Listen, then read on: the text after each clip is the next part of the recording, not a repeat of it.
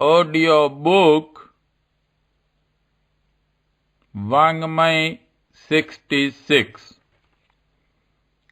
युग निर्माण योजना दर्शन स्वरूप व कार्यक्रम चैप्टर 6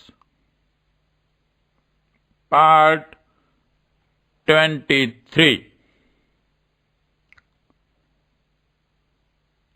समय का सदुपयोग सफलता के लिए अमोघ वरदान।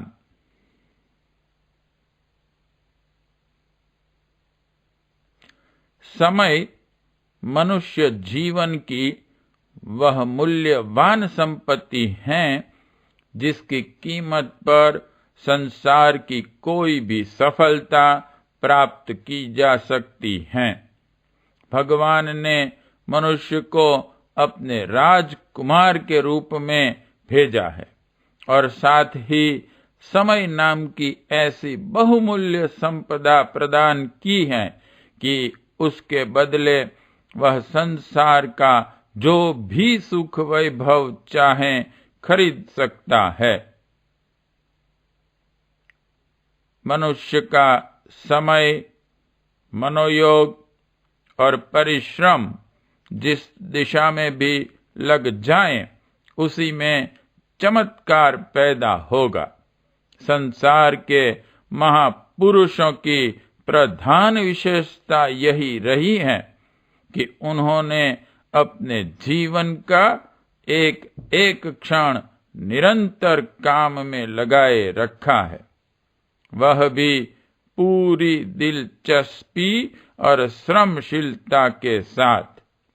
यह रीति नीति जो आदमी अपना लें और अपने जीवन क्रम की दिशा निर्धारित कर लें, वह हर क्षेत्र में सफलता की ऊंची मंजिल पर सहज ही पहुंच सकता है। मनुष्य की सामर्थ्य का अंत नहीं, पर कठिनाई इतनी ही है कि वह चारों तरफ बिखरी और अस्त व्यस्त पड़ी रहती हैं। इसका एकीकरण, केंद्रीकरण जो व्यक्ति कर लेगा, अपनी प्रचुर शक्ति का परिचय सहज ही दे सकेगा। सूर्य की किरणें बिखरी पड़ी हैं, इसलिए उनके महत्व का पता नहीं चलता, पर यदि 1 इंच परिधि में फैली हुई धूप को आतिशी शीशे द्वारा एक केंद्र पर इकट्ठा कर लिया जाए तो तत्काल आग जलने लगेगी और उसे थोड़ा भी ईंधन मिल जाए तो भयंकर अग्निकांड प्रस्तुत कर देगी। ठीक उसी तरह मनुष्य की बिखरी शक्तियों को यदि किसी विषय पर एकाग्रता और दिलचस्पी के साथ केंद्रित कर लिया जाए और परिश्रमी पुरुषार्थ पूर्वक तन्मयता के साथ जुट पड़ा जाए तो आश्चर्यजनक सफलता सहज ही सामने उपस्थित हो सकती है। यों देखते देखते जिंदगी के कितने वर्ष ऐसे ही हंसते, रोते, खाते, खेलते व्यतीत हो जाते हैं और शरीर यात्रा संपन्न करते चलने के अतिरिक्त और कोई महत्वपूर्ण कार्य नहीं हो पाता। पर यदि दिनचर्या बनाकर समय के एक एक क्षण का ठीक तरह उपयोग करने वाला क्रम बना लिया जाए तो पता चलेगा कि थोड़े ही समय में अभीष्ट दिशा में कितनी बड़ी प्रगति संभव हो जाती है। निरंतरता और नियमितता के प्रतिबंधों में बंधा हुआ समय कितनी अधिक प्रगति संभव कर सकता है, इस पर सुनने से नहीं, अनुभव करने से ही विश्वास होता है।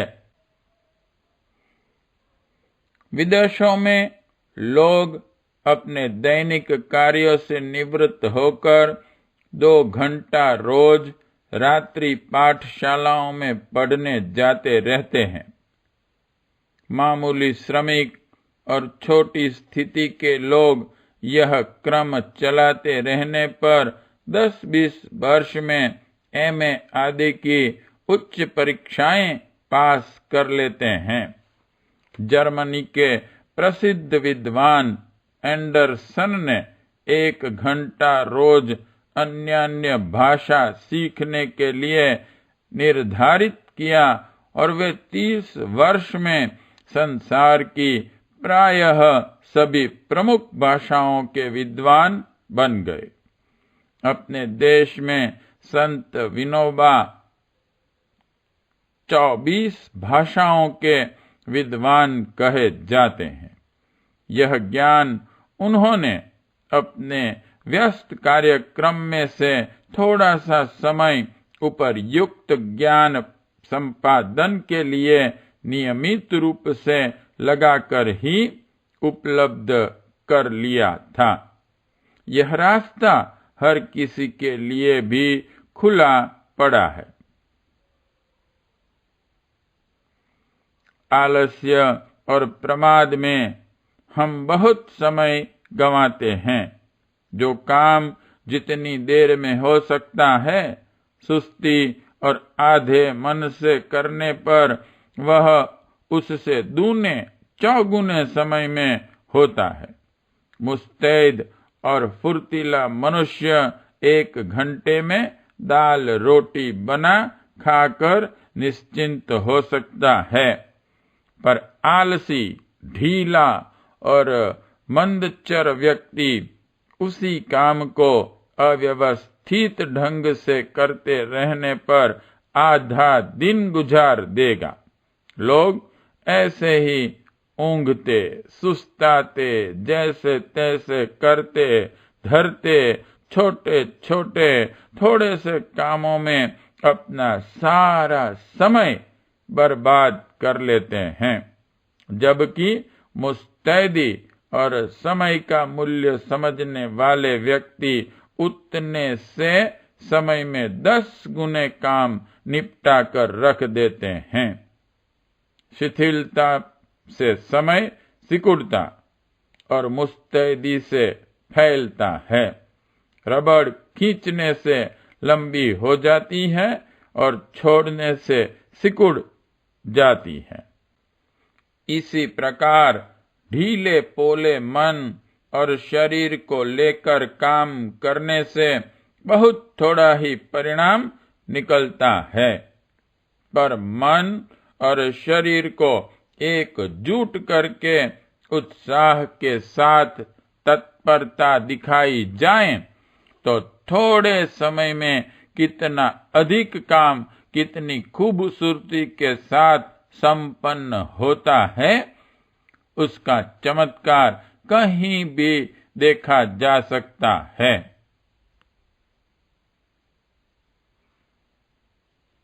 समय के प्रतिफल का सच्चा लाभ उन्हें मिलता है जो अपनी दिनचर्या बना लेते हैं और नियमित रूप से निरंतर उसी क्रम पर आरूढ़ रहने का संकल्प लेकर चलते हैं।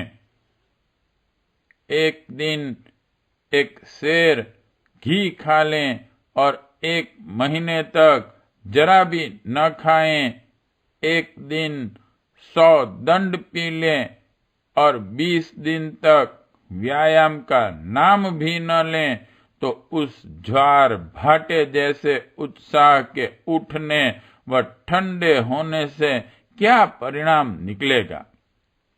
नियमित समय पर काम करने से अंतर मन को उस समय वही काम करने की आदत भी पड़ जाती है और इच्छा भी होती है।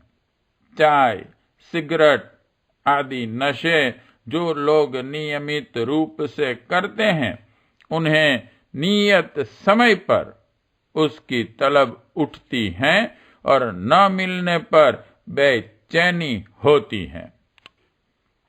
इसी प्रकार नियत समय पर कुछ काम करने का अभ्यास डाल लिया गया है तो उस समय वैसा करने की इच्छा होगी, मन लगेगा और काम ठीक तरह पूरा होगा। मंद चाल से चलने वाले कछुए ने तेज उछलने वाले किंतु क्षणिक उत्साही खरगोश से बाजी जीत ली थी। यह कहानी नियमित और निरंतर काम करने वालों पर अक्षरशः लागू होती हैं। मंद बुद्धि और स्वल्प साधनों वाले कालिदास सरीखे लोगों ने एक कार्य में दत्तचित्त होकर नियमित रूप से निरंतर काम करते रहने का क्रम बनाकर उच्च कोटि का विद्वान और कवि बनने में सफलता पाई। इस तरह की सफलता कोई भी प्राप्त कर सकता है। उसमें कोई जादू चमत्कार नहीं, केवल व्यवस्थित और नियमित रूप से मनोयोग पूर्वक क्रमबद्ध काम करने का ही प्रतिफल था। यह मार्ग कोई भी अपना सकता है और उन्नति के शिखर तक पहुंच सकता है।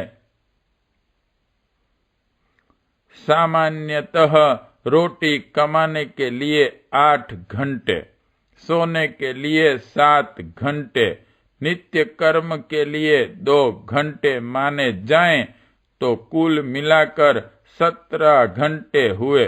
24 घंटे में से 7 घंटे फिर भी बचते हैं, जो लगभग एक पूरे काम के दिन के बराबर होते हैं। व्यक्ति चाहे तो इन 7 घंटों की किसी भी अभिरुचि के विषय में लगाकर आशातीत सफलता प्राप्त कर सकता है। 2-3 घंटे नियमित व्यायाम में लगाने वाले कुछ ही दिन में पहलवान बन जाते हैं। 2-3 घंटा रोज स्वाध्याय करने वाले अपने विषय में कुछ ही वर्षों में निष्णात हो जाते हैं। स्कूली परीक्षाएं पास करते जाने के लिए सामान्य बुद्धि के व्यक्ति का 3 घंटे का परिश्रम काफी है। रोजी रोटी कमाते हुए उतना समय आसानी से निकाला जा सकता है। शर्त इतनी है कि किसी विषय में सच्ची रुचि हो और समय को नियमित रूप से लगाने का दृढ़ संकल्प कर लिया गया हो।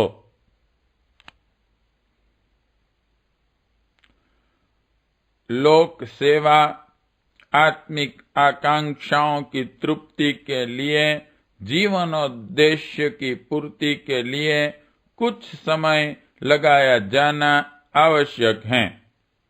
यह भी यदि कोई चाहे तो इसी बचे हुए 7 घंटे के समय में से आसानी के साथ लगा सकता है। पिछले स्वाधीनता संग्राम के नेताओं तथा कार्यकर्ताओं में से अधिकांश ऐसे थे जो अपनी रोजी रोटी भी कमाते थे और उस आंदोलन में बढ़ चढ़कर हाथ बंटाते थे। अब भी युग निर्माण आंदोलन के अनेक कार्यकर्ता अत्यधिक व्यस्त कार्यक्रम में से बहुत सारा समय निकालकर उतना काम कर डालते हैं जितना कि पूरे 8 घंटे का काम करने वाला कर्मचारी भी नहीं कर सकता। यह केवल लगन और मनोयोग का चमत्कार है। समय सबके पास 24 घंटे होता है, पर जो उसके सदुपयोग का महत्व समझते हैं और थोड़े से भी समय की बर्बादी को अपनी भारी क्षति समझते हैं, उनके लिए उतने ही समय में आश्चर्यजनक मात्रा में काम कर सकना संभव होता है। फुर्सत न मिलने की बात का सिर्फ इतना ही तात्पर्य है कि उस कार्य में दिलचस्पी कम है अथवा हल्के दर्जे का बेकार काम माना गया है। जिस काम को हम महत्वपूर्ण समझते हैं उसे अन्य कामों से आगे की पंक्ति में रखते हैं और उसके लिए पर्याप्त समय आसानी से निकल आता है। थकान भी उन्हीं कार्यों में आती है जिन्हें बेकार समझकर किया जाता है। किसान 14 घंटे काम करता है, सो भी एक दिन नहीं, जीवन भर। पान और दूध की दुकान वाले 14 घंटे दुकान खोले बैठे रहते हैं, सो भी एक दिन नहीं, जीवन भर। पर न उन्हें थकान आती है न ऊब, कारण उनकी दिलचस्पी भर है। यदि हम जीवनोत्कर्ष के महत्वपूर्ण कार्यों में दिलचस्पी पैदा करें तो उसके लिए समय की कमी न रहेगी। नियमितता और व्यवस्था से भरी दिनचर्या बनाकर कोई भी व्यक्ति समय का सदुपयोग कर सकता है और अभीष्ट दिशा में आश्चर्यजनक प्रगति कर सकता है। प्रश्न 1. मनुष्य जीवन की सर्वाधिक मूल्यवान वस्तु क्या है? 2. हर क्षेत्र में सफलता के उच्च शिखर पर पहुंचने का रहस्य क्या है? 3. जीवन में एकीकरण एवं केंद्रीकरण की आवश्यकता क्यों है? 4. थोड़े समय में अभिष्ट प्रगति करने का मूल मंत्र क्या है? 5. एंडरसन ने संसार की सभी भाषा कैसे सीखी? 6. क्या कारण है कि लोग जीवन में महान बन जाते हैं? 7. नियमित एवं निरंतर काम करने से क्या लाभ हैं? 8. आदर्श दिनचर्या बनाइए। 9. लगन एवं मनोयोग से ही बड़े काम होते हैं, सिद्ध करें। 10. फुर्सत न मिलने का बहाना बेबुनियाद कैसे हैं, सिद्ध करें। पार्ट 23 समाप्त।